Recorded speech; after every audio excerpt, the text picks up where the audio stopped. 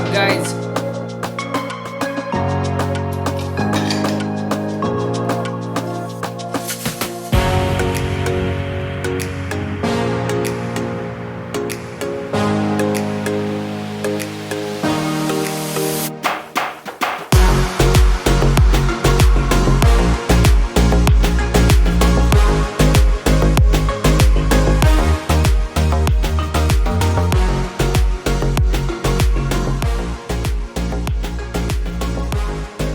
Yeah, now it's fine. Hey guys, Harsh here and welcome back to Technolobe. This is the Moto One Fusion Plus. I have been using this phone for about a week, and as you guys know, the number one thing that I test out in any smartphone is the cameras. That's exactly what I have been doing with this phone for the past 3-4 days. I have been taking a lot of photos in all sorts of situations so that I can give you a final verdict on whether or not the camera is any good in this smartphone. So this is a full camera review of the Moto One Fusion Plus. Let's start by talking about the camera hardware. On the rear side, there is a quad camera setup. The primary one is a 64 megapixel sensor with an aperture of f1.8. The second camera is an 8 megapixel ultra wide angle camera with an aperture of f2.2. The third one is a macro camera, and this time around it is not a 2 megapixel macro, it's a 5 megapixel macro camera, so a little bit more detailed. Lastly, there is a 2 megapixel depth sensor, which according to me is just there so that companies can claim that they have a quad camera setup. Motorola has entered the budget segment after a very long time, and they have not cheaped out on the camera hardware.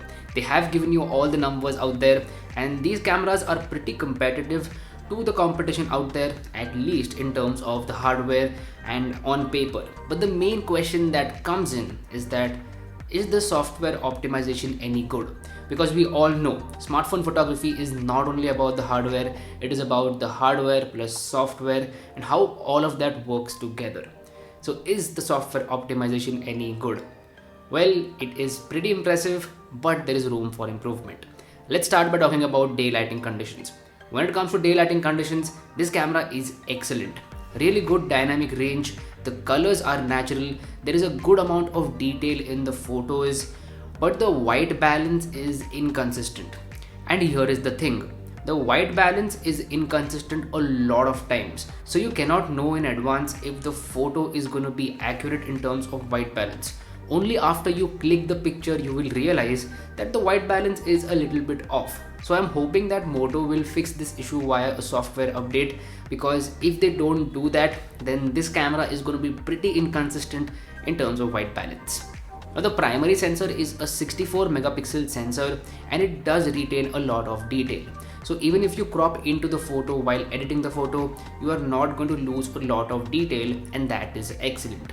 Also, you can edit the photos in Lightroom, Snapseed, Visco, anywhere you want, and you won't lose a lot of detail, and that is a very good thing.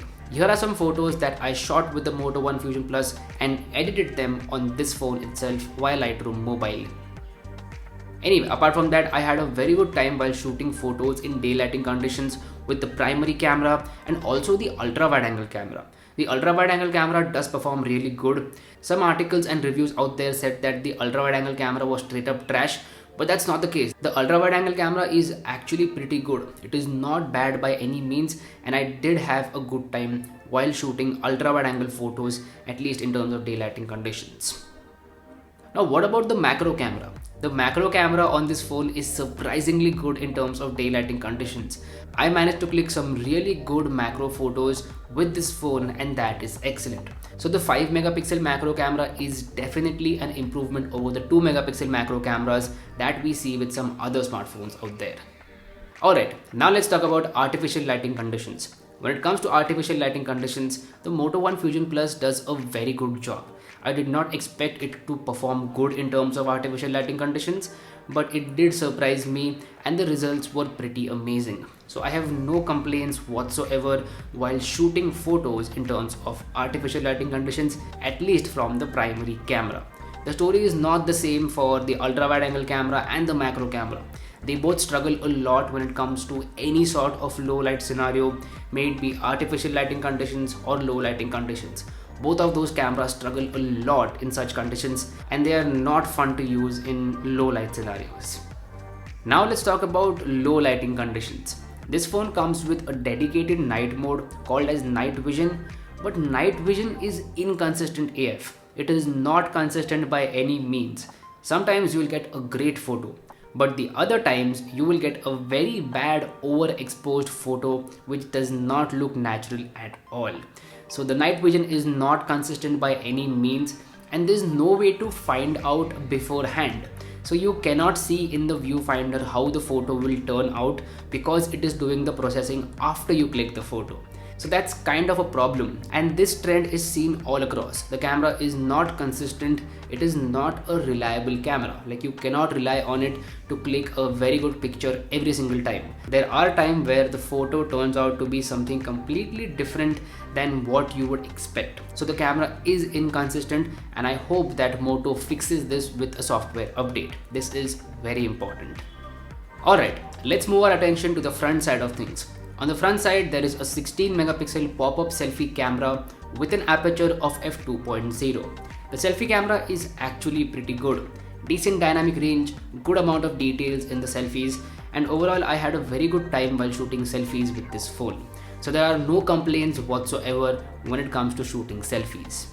Yo guys, what's up? So I realized that I did not talk about one aspect with this camera, and that is portrait mode. So portrait mode works really well on the rear camera as well as the front camera. The edge detection is good, so is the background blur. Portrait shots do not feel unnatural at all, at least in terms of daylighting conditions. In terms of low lighting conditions, the portrait mode is not that good, but that is expected at this price point. So when it comes to daylighting conditions, the portrait mode is actually pretty good. What about videos? Moto One Fusion Plus can shoot up to 4K 30 FPS, and frankly the 4K footage is not good at all. It constantly hunts for focus and the footage is not sharp at all. Like, there should have been a little more sharpness to the videos, that's what I'm saying.